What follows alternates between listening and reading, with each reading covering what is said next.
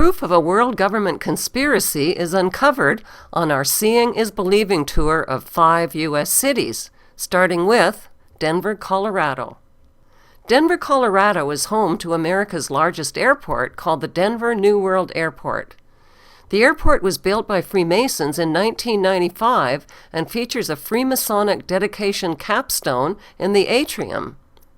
A time capsule is buried underneath the stone to be opened in the year 2094. The New World Denver Airport has a swastika-shaped runway. There is reportedly a deep underground military base beneath the airport, with miles and miles of secret subterranean tunnels connected to a large network of underground cities. As passengers drive up to the main airport terminal, they are greeted by a sinister-looking 32-foot-high fiberglass blue stallion with veins popping out of its body and demonic eyes that glow bright red. Not exactly a calming influence for travelers who are already spooked about getting on a plane.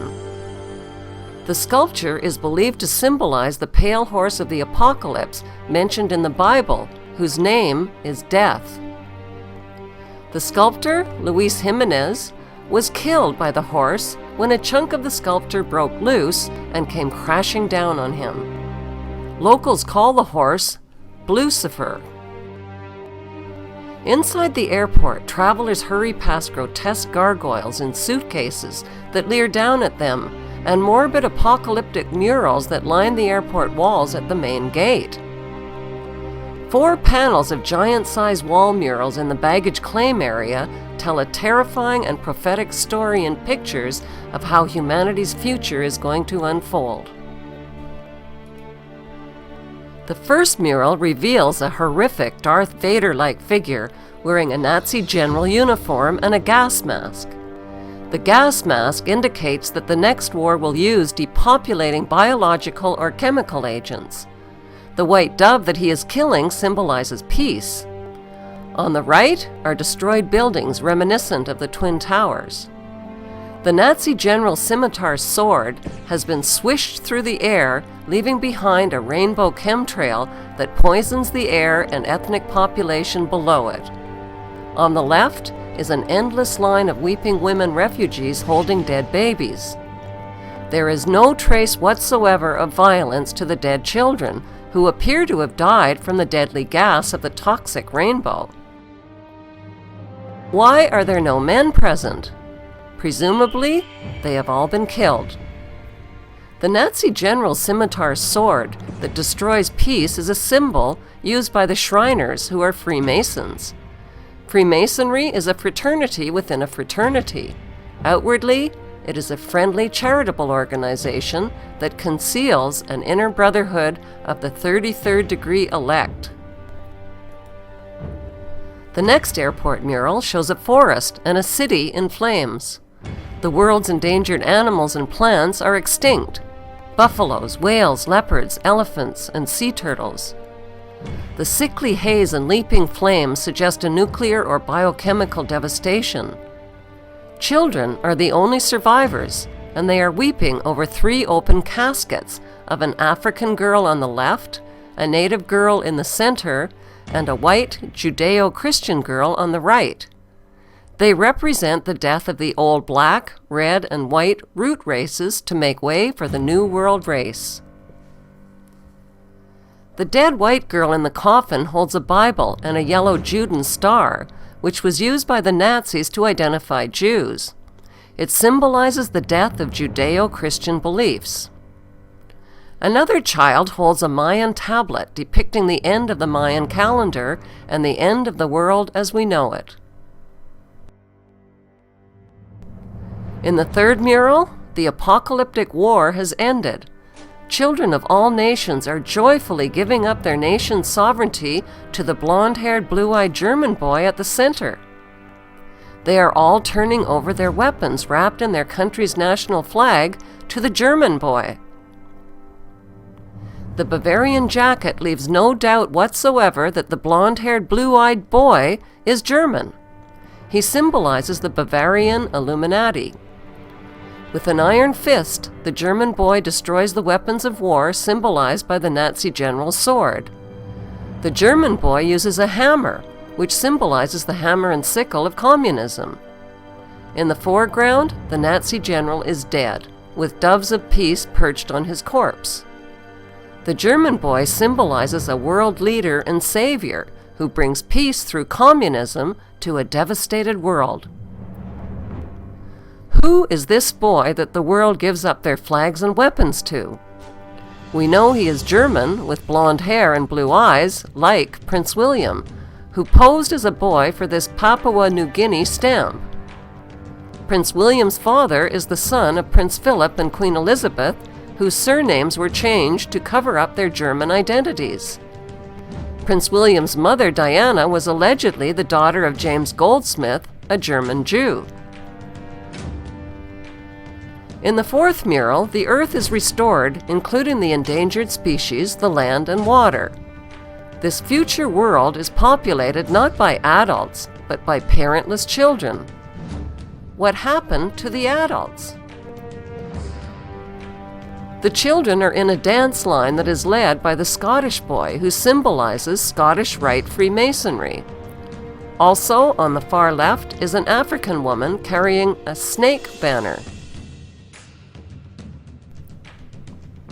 The parentless children of the world are celebrating the New World religion as they gather around and touch the light of Lucifer, who appears as a genetically engineered plant. The plant is a floral version of the colorful bird known as the Quetzalcoatl, or feathered serpent. It is symbolically inseparable from the morning star and Lucifer. The main theme of the Denver New World Airport murals is an apocalypse, with massive depopulation, extinction of species, the death of Judeo-Christian beliefs, and the birth of one world government, one world ruler, and one world religion. The next stop on our Seeing is Believing tour is Charlotte, North Carolina, where the headquarters of America's largest bank is located, the Bank of America. Here, we find more eerie, bone-chilling paintings describing the apocalyptic story of humanity's future in pictures. 3 prophetic frescoes are prominently displayed in the Bank of America's main lobby. Like the Denver murals, they tell a symbolic story which is understood by those in the know. In the first mural, the central figure is a blue-eyed, blonde-haired German boy wearing a Nazi overcoat, clicking his heels together and standing at attention on the checkerboard floor that is a classic symbol of Freemasonry. Who is he? He is the same boy found in the Denver Airport mural, but he is older in this continuation mural. Notice the phallic hand gesture in the comparison photo of the young, blonde-haired, blue-eyed Prince William.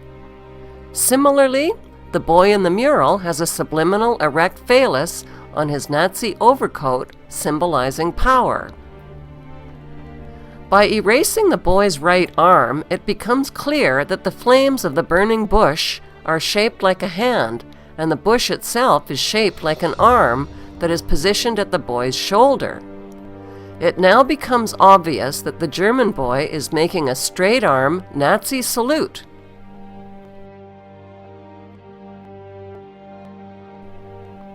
Prince William's Knight of the Garter crest is a gold lion. The image of the gold lion is subliminally embedded into the blonde hair of the German boy in the mural. Notice the Egyptian pyramid and black sun behind him. The second fresco in the Bank of America's lobby is an apocalyptic concentration camp where resistors are incarcerated. In the background, industrial burning suggests a crematorium. The back and side wall are strung with barbed wire. Hazmat Marines carrying rifles are seen in the crowd with their Nazi gold eagle and flags. Notice the person wearing the white hazard protection gear. The hazard protection gear symbolizes a pandemic, biochemical, or nuclear warfare. This is the same apocalyptic theme found in the Denver mural, in which the Nazi general is wearing a gas mask. Overhead, the elite are hovering and celebrating like gods, circling free and naked in their wealth and power. They are energized by the chaos below, where the world population is trapped in their net. All races and creeds are caught in the net of riots and protests, including a Catholic bishop, a nun, and a handcuffed man. The protest signs are blank, implying they have no voice. The street signs are also blank, implying there is nowhere to go. The last fresco has a mission accomplished theme. It illustrates the post-apocalyptic rebuilding era that creates order out of chaos. The red dragon in human form is etched into the hillside at the top of the fresco. He sleeps peacefully while the miners serve him. These miners are a reminder of the internationally televised Chilean mine disaster and rescue in 2010. 33 miners were rescued in a ceremonial raising of the phoenix. The ritual was an announcement to 33rd-degree Masons that Lucifer is rising. The date of the rescue ritual was October 13, 2010, which is 13-10-10. 13-10-10 adds up to 33. Where did the Chilean president travel to the day after the rescue ritual? Buckingham Palace. He personally delivered a mine rock to the Queen that had been raised from the mine as a symbol of the risen phoenix. This president has met the Queen at London's Buckingham Palace. I brought a gift for you. This is a piece of rock that was brought by a miner. Sebastian Pinera presented the monarch with a souvenir from the San Jose mine, where 33 of his countrymen were trapped for 69 days. Mr. Pinera, who was given 33 bottles of real ale by David Cameron, said the rock was brought up by the second miner to be rescued.